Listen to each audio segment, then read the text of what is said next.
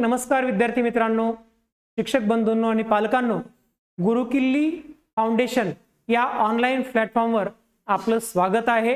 आज NMMS या परीक्षेसाठीचा mat जो विषय आहे म्हणजे मेंटल ॲबिलिटी टेस्ट या विषयाशी संबंधित मागे झालेली प्रश्नपत्रिका, त्या प्रश्नपत्रिकेचं विश्लेषण आपण आज करणार आहोत। कसे प्रश्न आलेले आहेत किंवा कसे प्रश्न येतात, प्रश्नांचं स्वरूप काय आहे हे आपण लक्षात घेऊया। बघा, गुरुकिल्ली फाउंडेशन हे आमचं ॲप असून वर्षभराचा म्हणजे NMMS स्कॉलरशिप, नवोदय, विविध अशा NTSC स्पर्धा परीक्षांचा सिलेबस प्रतिवर्षी आम्ही आमच्या ॲपवर दिलेला आहे। ते ॲप आपण जर घेतलं फक्त 999 रुपयात तर पूर्ण वर्षभरासाठीचा जो सिलेबस आहे तो आपल्याला व्यवस्थित सविस्तरपणे शिकता येईल। आज आपण हे जे प्रश्न आहेत ते कसे सोडवायचे ते बघूयात। बघा, पुढील प्रत्येक प्रश्नात पहिल्या पदाचा दुसऱ्या पदाशी जसा संबंध आहे तसाच संबंध तिसऱ्या व चौथ्या पदांमध्ये आहे।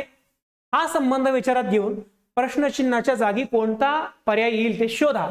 आता इथे काय दिले, AYCMOK, AYCMOK, मग DVF चा कशाशी संबंध असेल पर्यायापैकी शोधायचं आहे। मग AYCMOK हे अक्षरमालेवर आधारित प्रश्न आहे, आपल्याला ओळखून आलं पाहिजे। इथे बरोबर म्हणजे तीन प्रश्नाचा एक एक गट आहे, म्हणजे आपल्याला अक्षरमाला समजली, अक्षरमाला व्यवस्थित अशी जे कच्चं कामासाठी जे आपल्याला बॉक्स दिलेला असतो प्रश्नपत्रिकेमध्ये त्या ठिकाणी आपण कच्च्या कामासाठी जागा असलेल्या ठिकाणी जर हे पूर्ण अक्षरमाला अशा पद्धतीने लिहून घेतली, त्याला नंबर टाकले तर मात्र आपल्याला त्यावर आधारित जेवढे काही प्रश्न येतील आणि बऱ्यापैकी प्रश्न अक्षरमालिकेवर असतात म्हणून हे अगोदर असं लिहून घ्यायचे। बघा, यामुळे सोपं कसं होतं, AYC बघा कुठे, तर AYC बघा, AYC हे बघा, AYC या ठिकाणी MOK, AYCMOK, MOK म्हणजे बघा शेप कसा तयार होतोय। हा, AYCMOK असा शेप तयार झाला की नाही आता। मग इथे पहिल्या अक्षरापासून सुरुवात आहे।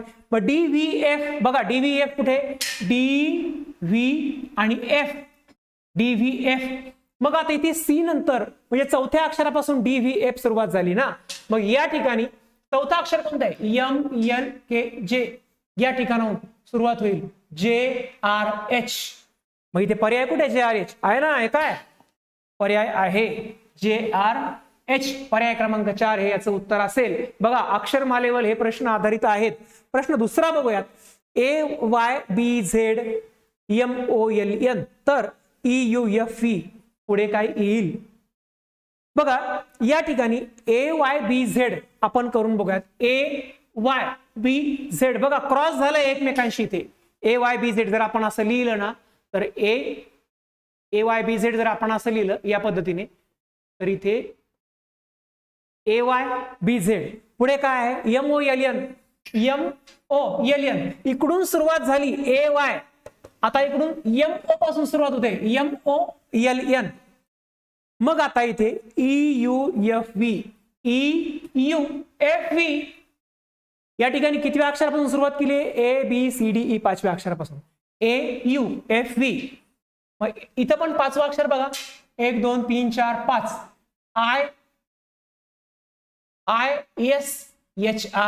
ISHR हे बघा पर्याय क्रमांक 1। अक्षरमालेकडे व्यवस्थित पहा म्हणजे प्रश्न लवकरात लवकर सोडून होतील मित्रांनो। तिसरा बघा, या ठिकाणी DWPU कुठे बघा, DWPU L टाईपचा आकार तयार झाला या ठिकाणी, DWPU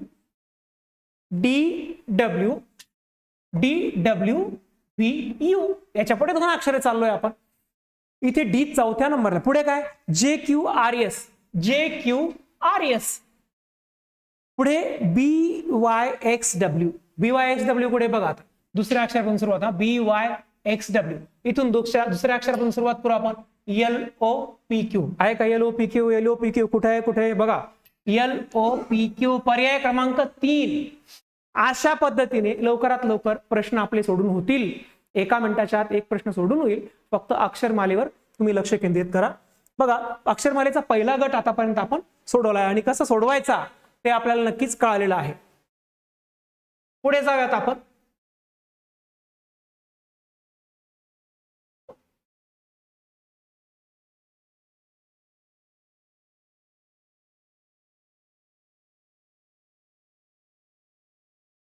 बघा पुढील प्रश्नात प्रश्नचिन्हाच्या जागी क्रमाने कोणती आकृती येईल ते पर्यायातून शोधा. बघा आता या आकृत्यांवर बरेच प्रश्न असतात आणि सोपे सोपे असतात. यामध्ये आपला स्कोअर जास्तीत जास्त वाढवायचा आहे. आपल्याला लक्षात ठेवा, इथे त्रिकोण आहे 2 बिंदू आहेत, चौकोन आहे 3 बिंदू आहे, पंचकोन आहे 4 बिंदू आहे, षटकोन आहे 5 बिंदू आहे. कोणाची संख्या वाढली, बिंदूंची संख्या वाढली. षटकोनानंतर कोणता कोण येईल, सप्तकोन येईल आणि बिंदूची संख्या काय होईल, 6 होईल. या ठिकाणी सप्तकोन कोणता आहे सांगा बरं. बघा 1 2 3 4 5 1 2 3 4 5 6 7 आणि बिंदू किती आहेत, 6 आहे. या ठिकाणी कोणती आकृती बघा 1 2 3 4 5 6 7 8 इथे 6 बिंदू दिसतात, पण कन्फ्युजन होतं आपलं, गोंधळात पडू शकतो विद्यार्थी. 6 बिंदू इथं पण आहे, इथं पण 6 आहेत, इथं पण 6 आहेत, पण या ठिकाणी कोणाची संख्या पण वाढेल ना. इथे 1 2 3 4 5 6 षटकोन झालाय, पुढे सप्तकोन येईल आणि बिंदू येतील 6. पर्याय क्रमांक 4 हे त्याचं परफेक्ट असं उत्तर असेल. बघा पुढे जाऊयात आपण. पुढचा प्रश्न आहे प्रश्न आकृत्या. बघा या प्रश्न आकृत्या आहेत. इथे ही जी आकृती आहे ही या पद्धतीने दिसते आपल्याला. आता आकृत्या ज्या फिरतात ना त्या 2 पद्धतीने फिरतात. बघा या आकृत्या ज्या फिरणाऱ्या असतात त्यावरचे प्रश्न कसे सोडवायचे, त्यासाठी पहिली गोष्ट माहीत असावी लागते आकृत्या फिरण्याची. बघा आकृत्या फिरतात पहिल्या म्हणजे घटीवत किंवा प्रतिघटीवत. घटीवत म्हणजे कसे बाबा, तर घटीवत म्हणजे घड्याळ ज्याप्रमाणे फिरते ना त्याप्रमाणे, घड्याळाचे आकडे ज्याप्रमाणे आपण पाहतो काटे फिरतात ना त्याप्रमाणे, त्याला म्हणतात घटीवत. आणि प्रतिघटीवत म्हणजे काय, प्रतिघटीवत म्हणजे घड्याळाच्या उलट्या दिशेने, काटा असा फिरतो उलट्या दिशेने करूयात आपण, त्याला म्हणतात प्रतिघटीवत. मग ही आकृती कशी फिरली आहे बघा, ही फिरली आहे घटीवत.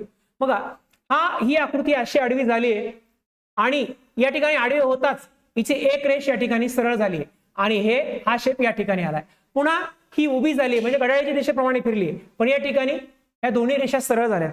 पुन्हा आता या ठिकाणी ती अशी आडवी फिरली आहे, एक रेषा तिची दुमडली आहे. आता ती जर आकृती अशी फिरेल घड्याळाच्या प्रमाणे आपण म्हणू तसं, तर ही जी दुमडलेली आहे इकडची जी सरळ आहे ती पण दुमडेल पहिल्या सिरीज प्रमाणे, बरोबर आहे.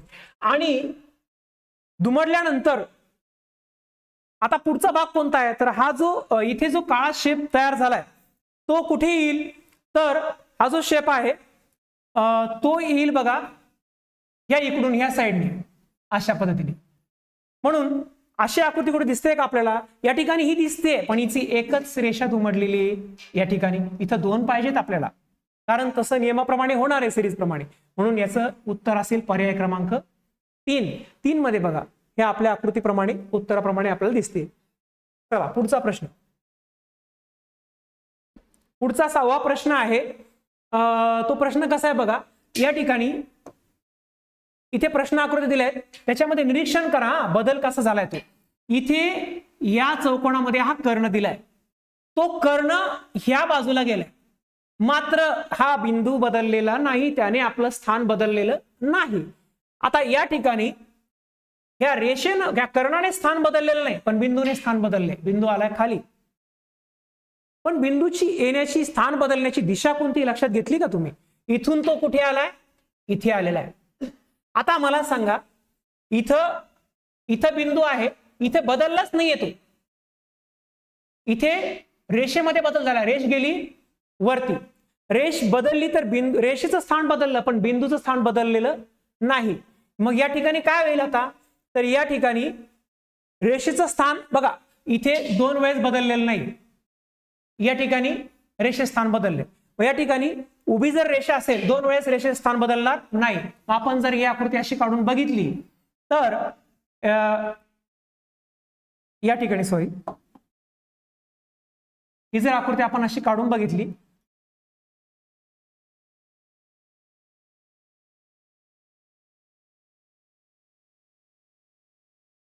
तर इथे रेषेचं स्थान अबाधित राहील, मात्र बिंदू सरकण्याची दिशा कोणती, इकडे आल्यानंतर तो कुठे जाईल, पुढे जाईल सरळ. म्हणून या ठिकाणी हा बिंदू येईल. अशी आकृती दिसणारी कोणती, तर ती आहे पर्याय क्रमांक 3. याचं उत्तर असेल पर्याय क्रमांक 3.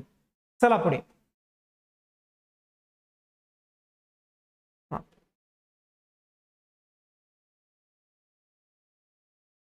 आता 7वा जो प्रश्न आहे तो आहे विसंगत पद ओळखा.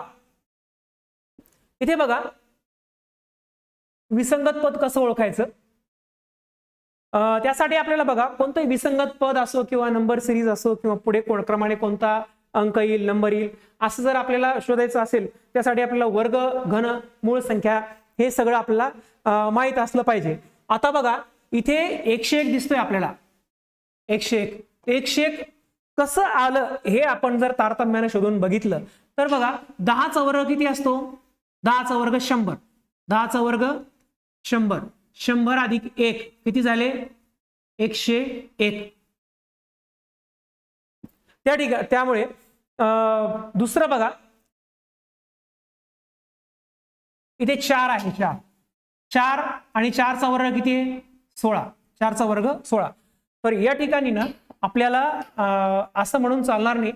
इथे 1चा वर्ग किती आहे तर तो आहे 01 म्हणजे एकच म्हणा ना त्याला. इथे 4 आहे. 4चा वर्ग किती आहे 16. ठीक आहे. इथे 3 आहे. 3चा घन 27. 2चा घन 8. हा इथे 1चा घन करूयात आपण. 1चा घन एकच येईल म्हणजे या ठिकाणी घनमूळ आणि घनसंख्या. या ठिकाणी पण घनमूळ आणि घन. या ठिकाणी पण 3चा घन 27. 27चा घनमूळ 3. या ठिकाणी मात्र वर्ग संख्या आलेल्या आहेत. काय आलेल्या आहेत वर्ग आणि वर्गमूळ आलेला आहे. म्हणून त्याचं उत्तर विसंगत पद. वेगळं पद काय असेल पर्याय क्रमांक 2. बाकी सगळे घन आणि घनमूळ आहेत. पुढचा प्रश्न 8वा आहे 1.11 1.25 1.1336. त्यानंतर 5.316 आणि 5.19/25. यामध्ये जर आपण विचार केला आपण याला सोडून बघू जमतंय का. सोडून बघू आपण याला. इथे 25 एका 25. 25 मध्ये 11 मिळाल्यावर काय येतं उत्तर 36. म्हणजे याला आपण जर सोडवलं बघा आपल्याला 6वीला होतं की मिश्र अपूर्णांकाचं अंशाधिक अपूर्णांकात रूपांतर कसं करायचं. तर कसं करायचं 25 एका 25 याचा गुणाकार करायचा आणि त्यामध्ये हा अंश मिळवायचा. गणिताची पण तयारी आपली होती बरं का लक्षात ठेवा. 25 एका 25 आणि 11 36. 36 छेदामध्ये 25. बरं हे सोडूयात आपण. 36 एका 36. 36 आणि 13 किती होतात 36 आणि 10 46. 46 आणि 3 49. म्हणजे 49/36 या ठिकाणी आलं. या ठिकाणी 16 5 80. 80 आणि 3 83. 83 आणि खाली येतील 16. या ठिकाणी 25 5 125. 125 आणि 19 किती होतात 125 आणि 19. 125 आणि 20 किती होतात तर 144. म्हणजे इथे येतील 144 आणि छेदामध्ये काय येईल 144 छेदामध्ये 25. आता बघा गंमत अशी या ठिकाणी आहे. तुम्ही जर निरीक्षण केलं तर 36 6चा वर्ग आहे. 25 5चा वर्ग आहे. 49 7चा वर्ग आहे. 36 6चा वर्ग आहे. या ठिकाणी 12चा वर्ग 144 आहे तर 25 5चा वर्ग आहे. मात्र पर्याय क्रमांक 3 मध्ये 83 आलाय. 83 कशाचा वर्ग आहे का नाही. 16 दिली वर्ग संख्या पण 83 वर्ग संख्या नाही. म्हणून इथे विसंगत पद काय असेल तर ते असेल पर्याय क्रमांक 3. येते ना लक्षात तुमच्या. बघा थोडासा सराव केला तर नक्कीच हे लक्षात येऊन जाईल. इथे 425 पुढचा प्रश्न आहे 9वा. 325 225 825 अशा पद्धतीने या ठिकाणी आपल्याला हे नंबर्स दिलेत आणि यामध्ये आपल्याला विसंगत पद ओळखायला आपल्याला सांगितलेलं आहे. तर बघा आपण हे करून बघूयात. 425 325 त्यानंतर 225 आणि 825 यामध्ये वर्गसंख्या आली बघा एक. बाकी कोणत्याच वर्गसंख्या नाही आहेत म्हणून आपण विसंगत पद हे आहे असं म्हणू शकतो. एकच वर्गसंख्या या ठिकाणी आहे. बाकी वर्गसंख्या कुठलीच दिलेली नाही म्हणून याचं उत्तर असेल 225. चला पुढे. आता या ठिकाणी मात्र आपल्याला पुन्हा अक्षरमालेचा उपयोग करावा लागणार आहे. प्रश्न काय दिला बघा पुढील प्रश्नात अक्षरांचा एक विशिष्ट गट दिलेला आहे, त्या गटांशी जोडणारा योग्य पर्याय निवडा. आता इथून पुढे काय येईल हे आपल्याला निवडायचंय. बघा तरी पण अक्षरमाला आपल्याला काढावीच लागेल. इथं ए आहे, ए बी, त्यानंतर जी आणि जे. आता यामध्ये ए बी मध्ये तर अंतर काहीच नाहीये. बी नंतर जी मध्ये किती अंतर आहे? B C D E F G, बघा 4चा फरक आहे. जी एच आय जे इथे 3चा फरक आहे. आपण काय करूयात, अक्षरमालिका काढून घेऊयात, क्रम देऊन घेऊयात, कारण अक्षरमालिकेशिवाय आपला हे प्रश्न सोडवता येणार नाहीये. आपण कच्च्या कामासाठी जी जागा असते त्या ठिकाणी आपली अक्षरमालिका पुन्हा एकदा लिहून घेऊयात. माझ्याकडून ती पुसली गेली आहे. A B C E E F G H I J K L M N O P Q R S T U V W X Y आणि झेड.